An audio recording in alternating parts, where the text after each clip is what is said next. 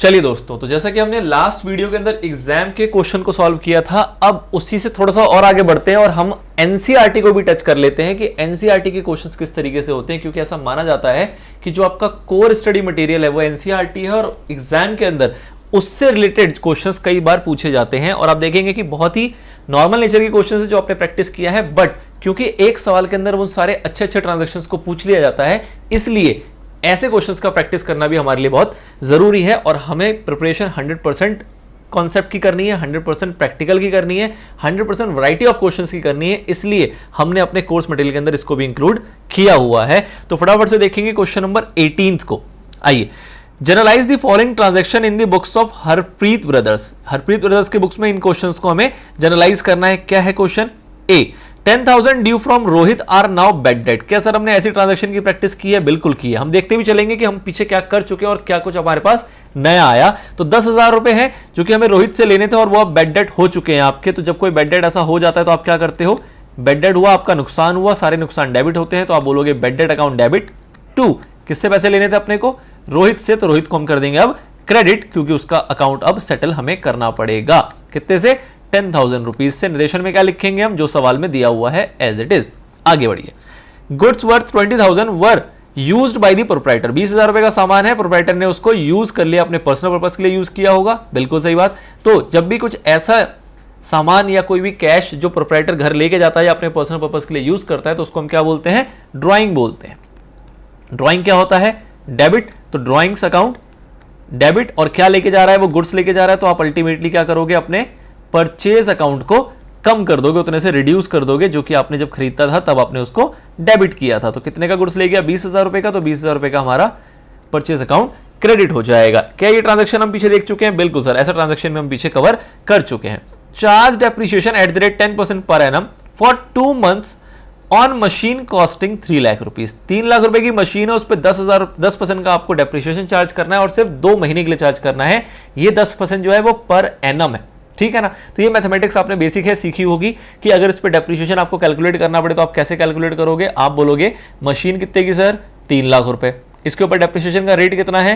10%, तो 10/100, और ये 10% पर एनम है। आपको कह रहा है 2 महीने का चार्ज करने के लिए, तो आप क्या करोगे? 2/12। ठीक है, आई डोंट थिंक सो कोई बहुत दिक्कत वाली बात थी। अब इसको आपको कैलकुलेट करना है, तो आप कैसे कैलकुलेट करोगे? तो ऐसे उड़ा सकते हैं जैसे हम बचपन में करते थे। मोटा मोटा 30,000 रुपए हो गया, इसको उड़ा दो, 6 हो गया, और इसको उड़ा दो, 5 हो गया। ठीक है, तो मोटा मोटा डेप्रिसिएशन आपका कितना निकल के आ गया? 5,000 रुपए। अब जो नेक्स्ट बात आती है वो आती है कि डेप्रिसिएशन की एंट्री कैसे होगी। तो सर डेप्रिसिएशन की एंट्री हमने बचपन में सीखी है। बचपन बोले तो जब हमने कॉन्सेप्ट का प्रैक्टिस किया तब हमने सीखा था। क्या सीखा था? कि डेप्रिसिएशन हमारा फायदा है कि नुकसान है? सर डेप्रिसिएशन तो हमारा नुकसान होता है, हमारी एसेट की वैल्यू कम हो जाती है, उसको हम डेप्रिसिएशन बोलते हैं। तो डेप्रिसिएशन अकाउंट क्या हो जाएगा? डेबिट। किसके ऊपर डेप्रिसिएशन लगा है? किसकी वैल्यू कम हुई है? तो आपकी वैल्यू जो कम हुई है वो मशीन की कम हुई है, तो आप मशीन को क्या कर दोगे? Credit. Depreciation account debit to machine account. Amount कितना आएगा? 5,000 रुपए। वो हमने ऊपर कैलकुलेट कर लिया था। ठीक है सर, आगे बढ़िए। Provide interest on capital of ₹15 lakh eight the rate 6% per annum for 9 months. फिर से कैलकुलेशन करवा रहा है यार, देखो एक ही कैलकुलेशन हमने करके बता दी, कह रहा फिर से करके बताओ। चलो जी फिर से बताएंगे इनको। आइए, तो कैपिटल कितने का है? 15 लाख रुपए। ठीक है सर, इसके ऊपर इंटरेस्ट का रेट कितना है? 6% पर एनम, तो 6/100। और आपको कितने महीने का निकालना है? आपको निकालना है 9 महीने का, तो 9/12। ठीक है, ये आप कैलकुलेट करोगे तो आपका क्या आ जाएगा? आईओसी। आईओसी बोले तो इंटरेस्ट ऑन कैपिटल। तो इसको फटाफट से आप कैलकुलेट कर ले, काटा पीटी मैं नहीं कर रहा हूं और आपको मैं थोड़ा सा टाइम दे रहा हूं ताकि आप इसको कैलकुलेट कर पाए।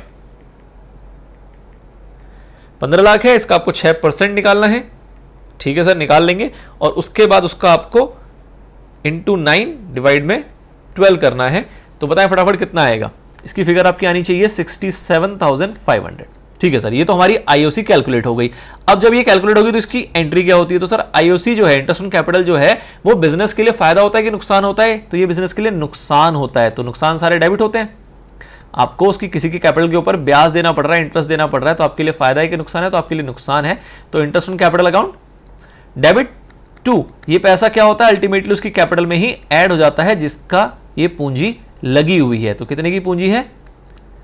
15 लाख रुपए की। उसमें आपको और कितना ऐड कर देना? 67,500। तो ये आपकी इंटरेस्ट ऑन कैपिटल की एंट्री हो जाएगी। नरेशन में उतारोगे सेम टू सेम सवाल। ठीक है, ये हम पीछे प्रैक्टिस कर चुके थे, कुछ नया इसके अंदर नहीं था। आगे बढ़िए। Rahul who owed us 20,000 becomes insolvent and final dividend of 60 पैसा in a rupee is received from his estate by check। मतलब जिसने हमसे 20,000 रुपए ले रखे थे वो इंसॉल्वेंट हो गया और अब हमें 60 पैसा इन रुपीज, इसका मतलब क्या होता है 60% अमाउंट जो है वो आपको रिसीव होगा, और आपको कैसे रिसीव हो रहा है, चेक की फॉर्म में रिसीव हो रहा है। ठीक है सर, तो इसकी एंट्री कैसे होगी, तो एंट्री के लिए आप 20,000 का 60% निकालोगे, मतलब 12,000 रुपए मिल रहा है और कितना डूब गया, 8,000 रुपए। ठीक है जी, तो मिल कितना रहा है, जो मिल रहेगा वो बैंक में जाएगा क्योंकि चेक से मिल रहा है, तो बैंक अकाउंट क्या हो जाएगा, डेबिट। कुछ डूब भी रहा है, जो डूब रहा है उसको कहां दिखाते हैं हम, उसको हम दिखाते हैं बैड डेट्स के अंदर, तो बैड डेट्स अकाउंट भी डेबिट। और ये सारा पैसा मिल किससे रहा है, तो हमारा जो व्यक्ति है उसका नाम हमें सवाल में पता है, क्या नाम है उसका, राहुल, तो ये आ जाएगा हमारे यहाँ पे राहुल। ठीक है सर, कितना मिल रहा है 60%, 20,000 का 12,000 रुपए आएगा, नुकसान कितना हो रहा है 40% 8,000 रुपए आएगा, और टोटल मिलने कितने थे 20,000 रुपए, जो कि अब रफा दफा हो गए 12,000 के अंदर।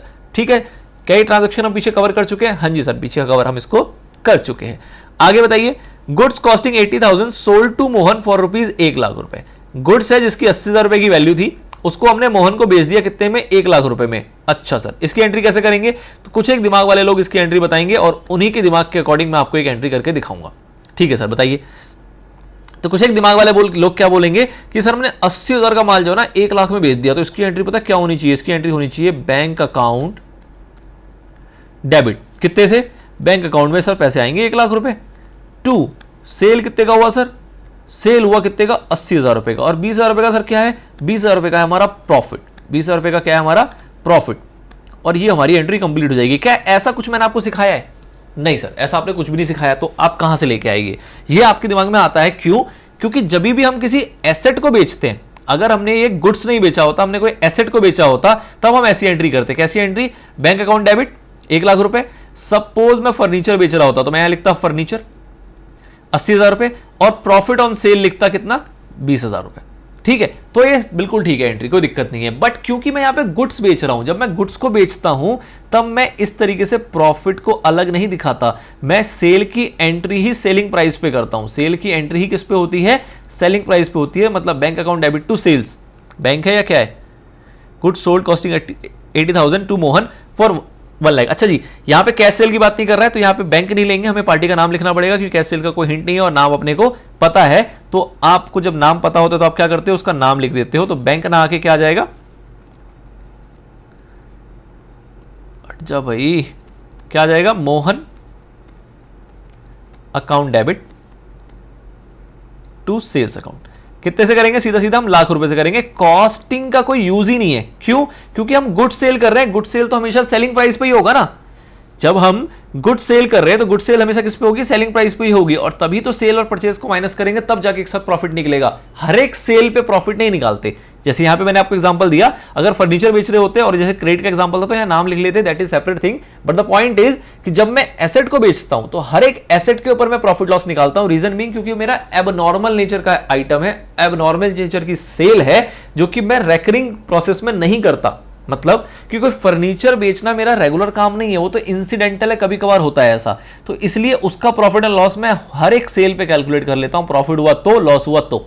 लेकिन जब मैं गुड्स को सेल करता हूं तो उस केस में मैं सेलिंग प्राइस पे सेल करता हूं। चाहे ये 80,000 का सामान मैं 70 में बेचूं तो मैं 70 लिखूंगा, 80,000 का सामान मैंने 1,00,000 में बेचा तो मैं 1,00,000 लिखूंगा। जब ऐसे मल्टीपल ट्रांजैक्शन होंगे over the period of time, 1 महीना, 3 महीना, 6 महीना, 1 साल, वॉट एवर इट इज, उसके बाद आप सारी सेल में से सारी परचेज को माइनस करते हो और फिर कहते हो कि ये मेरा प्रॉफिट है। ठीक है ना, हर एक ट्रांजैक्शन में हम प्रॉफिट नहीं ढूंढते, कब, जब हम गुड्स में सेल करते हैं। क्यों, क्योंकि वो हमारा बिजनेस है। ऐसे सेल तो हम रेगुलर बेसिस पे करते ही रहेंगे, और हर एक सेल पे हम खुश नहीं होंगे कि प्रॉफिट दिख गया और नुकसान दिख गया तो हम उस पर नाराज नहीं होते हैं। ठीक है ना, तो this is the practice.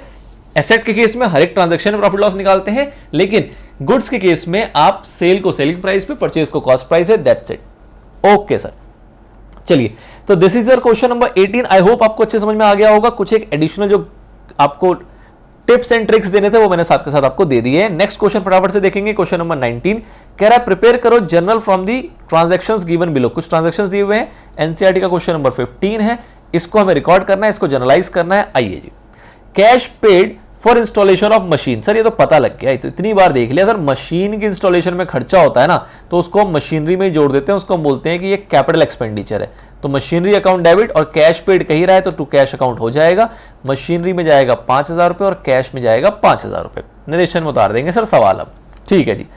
Goods given away as charity, sir 20,000 रुपए का गुड्स हमने चैरिटी में दे दिया। सर ये क्वेश्चन भी हम बहुत बार देख चुके हैं। चैरिटी दिया, हमारा नुकसान हुआ तो हम चैरिटी अकाउंट डेबिट कर देंगे, और हमने गुड्स दिया है तो जब गुड्स देते हैं तो हम परचेज अकाउंट को उतने से कम कर देते हैं। कितने का हमने चैरिटी दी? 20,000 रुपए, तो 20,000 रुपए का नुकसान और 20,000 रुपए का हमारा गुड्स जो है वो चला जाएगा। नरेशन में क्या लिखेंगे सर? जो सवाल होता है उसी को लिख देते हैं हम साम टू सेम। आगे बढ़िए। Interest charge on capital at the rate 7% when total capital was 7 lakh रुपए। 7 लाख रुपए का कैपिटल है, 7% पर एनम का आपको इंटरेस्ट चार्ज करना है। इंटरेस्ट ऑन कैपिटल की एंट्री कैसे होती है सर? ये आपने अभी भी यहां पे देखी थी, सेम टू सेम एंट्री है। रही बात अमाउंट निकालने की, तो ये वो निकाल लेते हैं। इसमें मंथ आपको पता नहीं है तो आप जो इंटरेस्ट निकालोगे वो कब का निकालोगे? पूरे साल का। तो 7 लाख का 7% निकालोगे कितना आएगा? 49,000। 7 लाख का 7% पर एनम, पीरियड आपको पता नहीं तो हम पूरे साल का निकाल लेंगे, तो कितना आएगा? 49,000। इंटरेस्ट ऑन कैपिटल की सर एंट्री क्या होती है? तो इंटरेस्ट ऑन कैपिटल के साथ क्या होता है? इंटरेस्ट ऑन कैपिटल है हमारा नुकसान, और सारे नुकसान होते हैं डेबिट, क्योंकि नॉमिनल अकाउंट ऐसा कहता है। तो इंटरेस्ट ऑन कैपिटल डेबिट हो जाएगा, और ये पैसा हमें कहां देना है? उसी के कैपिटल में ऐड कर देना होता है, और कैपिटल हमारे क्रेडिट बैलेंस होता है तो उसकी कैपिटल में हम उसको ऐड कर देंगे। तो हमने इसको भी क्रेडिट कर दिया, 49,000 यहां पे, 49,000 क्रेडिट में। ठीक है सर। नरेशन में क्या आएगा? सेम टू सेम सवाल। आगे बढ़िए। Receive 12,000 of a bad debt right return of last year. 12,000 रुपए का बैड डेट था, लास्ट ईयर हमने राइट ऑफ कर दिया था, वो हमें रिसीव हो गया। जब हमने राइट ऑफ कर देते हैं तो वो बैलेंस हमारा खत्म हो चुका होता है, और जब आपको वो भविष्य में मिल जाता है तो आप बोलते हो मजा आया, मजा आया, फायदा हो गया, हमें एक प्रकार का फायदा हो गया। तो जब कुछ ऐसा पैसा रिसीव होगा तो आपके पास पैसा आ रहा है तो कैश अकाउंट डेबिट, और ये आपका एक प्रकार का इनकम है, इनकम सारे क्रेडिट होते हैं, ऐसा आपको नॉमिनल अकाउंट का रूल बताता है। तो इस इनकम का नाम क्या है? इस इनकम का नाम है bad debt recovered account. Bad debt की रिकवरी हो गई। कितने की रिकवरी हुई है सर? तो बैड डेट था 12,000 रुपए का, तो 12,000 रुपए आप क्रेडिट करोगे और 12,000 रुपए आप अपने कैश में डेबिट कर दोगे। नरेशन में क्या आएगा? जो सवाल लिखा है सेम टू सेम। ठीक है सर। आगे बढ़िए। गुड्स डिस्ट्रॉयड बाय फायर, आपके कुछ गुड्स थे उसमें आग लग गई। अब आग लग गई तो आपका हो गया नुकसान 20,000 रुपए का। तो जब गुड्स आपके जल गए 20,000 रुपए के, तो आपका फायदा है कि नुकसान है? सर नुकसान है। इसको हम क्या लिखते हैं? इसको हम लिखते हैं loss of goods by fire account debit. इसको लॉस बाय फायर भी लिखोगे चलेगा, कोई दिक्कत नहीं। मैं थोड़ा सा उसको एक्सटेंड करके ही लिख रहा हूं ताकि कोई कंफ्यूजन ना रहे। डेबिट टू, गुड्स में आग लगी तो अल्टीमेटली जा क्या रहा है? आपका परचेज अकाउंट को आपको उतने से कम करना पड़ेगा, जो कि आपका गुड्स की वैल्यू को रिड्यूस कर देगा। कितने की गुड्स थे? 20,000 रुपए के, तो 20,000 रुपए का नुकसान डेबिट और 20,000 रुपए का आपका परचेज अकाउंट क्रेडिट। नरेशन में क्या आएगा? सेम टू सेम सवाल। Okay sir. आगे बढ़िए। आगे बात करें। रेंट आउटस्टैंडिंग है 10,000 रुपीज, तो रेंट आउटस्टैंडिंग है 10,000 रुपए का। अगर रेंट पे कर दिया होता तो एंट्री क्या होती? Rent account debit to cash. Pay नहीं किया तो रेंट अकाउंट तो डेबिट तब भी होगा, लेकिन जो आपने पे नहीं किया वो आपका उधार हो गया, उधार को लिखोगे आप लाइबिलिटी, लाइबिलिटी होता है क्रेडिट। तो to outstanding rent account. Outstanding आपको शॉर्ट में ऐसे एग्जाम में नहीं लिखना है, आपको पूरा पूरा वहां पे स्पेलिंग लिखनी है ताकि नंबर कटने की कोई भी चांस ना रहे। ऐसा अगर लिखा हुआ होगा, अगर मैं पेपर चेक करूंगा तो मैं श्योरली नंबर काटूंगा। ठीक है। तो रेंट अकाउंट डेबिट 10,000 और आउटस्टैंडिंग रेंट में भी आएगा 10,000। नरेशन में आएगा आपका सेम टू सेम सवाल। आगे बढ़िए। इंटरेस्ट ऑन ड्राइंग है 9,000। इंटरेस्ट ऑन ड्राइंग क्या होता है सर? इंटरेस्ट ऑन कैपिटल की जस्ट उल्टी एंट्री कर दो, मतलब कि इंटरेस्ट ऑन कैपिटल आप देते हो, आपका नुकसान होता है। इंटरेस्ट ऑन ड्राइंग आप लेते हो प्रोप्राइटर से, जो उसने ड्राइंग की उसके ऊपर आप ब्याज उससे ले रहे हो, तो ये आपका फायदा है 9,000 रुपए का। और अल्टीमेटली वो देता नहीं है, वो आपको कहता है कि भैया ड्राइंग या कह लो कैपिटल अकाउंट, इससे आप एडजस्ट कर लो, इससे आप एडजस्ट कर लो। टू इंटरेस्ट ऑन ड्राइंग जो कि हमारा फायदा है, इसलिए वो क्रेडिट हो जाएगा। Interest on drawing account, amount आपको यहां पे पता था 9,000 रुपीज, तो वो हम एज इट इज लिख देंगे। सर दोनों में से हम एग्जाम में कौन सा लिखें? तो अगर मैं आपको एग्जाम की बात करूं तो मैं बोलूंगा ड्राइंग अकाउंट लिखो। क्यों? क्योंकि रिलेटेबल लगता है। इंटरेस्ट ऑन ड्राइंग और ड्राइंग, तो drawing account debit to interest on drawing थोड़ा सा रिलेटेबल है। अल्टीमेटली ड्राइंग का डेबिट बैलेंस होता है, वो जाके कैपिटल से ही माइनस हो जाता है, और कैपिटल का क्रेडिट बैलेंस होता है, उसको आप डेबिट कर रहे हो तो कहीं ना कहीं आप कैपिटल को माइनस कर रहे हो। तो रिजल्ट दोनों का सेम है, बट किसी किताब में आपको कुछ दिखेगा, किसी किताब में आपको कुछ दिखेगा, इसलिए मैं दोनों चीज आपको बता के चल रहा हूं। प्रेफरेंस की बात करें तो आप क्या लिखें? आप लिखें ड्राइंग अकाउंट। ठीक है, चलिए आगे बढ़ते हैं। Last transaction, Sudhir Kumar who owed me 30,000 has failed to pay the amount, he pays me a compensation of 45 paisa इन अ रूपी बाय चेक। मतलब जिसको 30,000 रुपए देने थे वो देने योग्य नहीं रहा, वो पैसे नहीं दे पा रहा है, और वो कितने दे रहा है, कह रहा है 45 पैसा इन अ रूपी। 45 पैसा इन अ रूपी मतलब 1 रुपए में 45 पैसा, मतलब 45% आपको देगा। और कैसे देगा, चेक से देगा। तो ये भी बेड डेट वाली कहानी है। बिल्कुल सर, बेड डेट वाली कहानी लग रही है। तो ये बंदा भी बेड डेट हो गया जिससे आपको 30,000 रुपए लेने थे। बताओ, जिससे आपको पैसे लेने होते हैं वो बेड डेट हो जाता है। तो वो कह रहा है 45% देगा, तो 30,000 का 45% आपको मिलेगा। और कैसे मिल रहा है, चेक से। तो आप क्या बोलोगे, बैंक अकाउंट डेबिट, क्योंकि चेक से मिल रहा है। और सारे तो नहीं मिल रहे, आपको क्या हो रहा है, नुकसान भी हो रहा है, तो बेड डेट्स अकाउंट भी आएगा यहाँ पे, जो नुकसान है उसको भी डेबिट करोगे। और 2, ये पैसे लेने किससे थे, आपको लेने थे सुधीर कुमार से, तो सुधीर कुमार यहाँ पे क्रेडिट हो जाएगा, क्योंकि इसका बैलेंस तो अब आपको जीरो करना ही पड़ेगा। तो 30,000 रुपए से लेने थे, इसका डेबिट बैलेंस था, आपने उसको क्रेडिट कर दिया 30,000 से। अब आपको कितना मिला है, तो 30,000 का आपको 45% मिला है। 30,000 का 45% बताइए कितना आएगा, 30,000 का 45% निकालोगे आपका आएगा 13,500 रुपए।